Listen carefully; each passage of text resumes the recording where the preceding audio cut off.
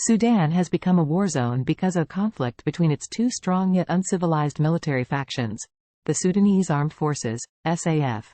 Led by General Abdul Fattah al-Burhan, who is the de facto ruler of the civil war-hit Sudan, and the Rapid Support Forces, RSF, a paramilitary group, commanded by General Mohammed Hamdan Dagalo. Until recently, the commanders of both forces were on the same page to restore civilian rule after ousting the detested military dictator Omar al-Bashir. The situation worsened further when General Burhan became suspicious of the redeployment of the RSF at the key sites of the Sudanese capital, Khartoum.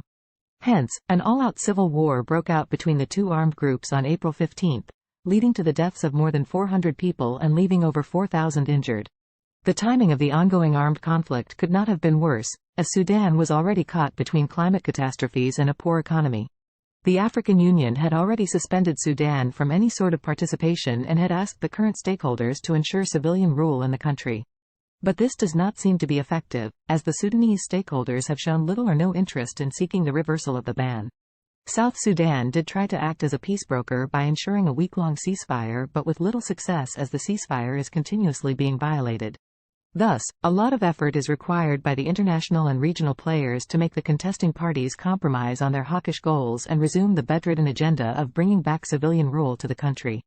Another point worth mentioning is that the current tension in the domestic arena of Sudan can open the doors for regional and global powers to increase and exert their influence by taking sides. This can have a spillover effect on the rest of the African nations, which have long been a prey to power politics at the hand of the global powers. The Libyan civil war is a pertinent case study in this regard, where national interests forced powers like Russia, the United Arab Emirates, France, Turkey, and even the United States to play a proactive role. These countries made alliances with the contesting parties, causing Libya to nosedive further in terms of prosperity, peace, and growth.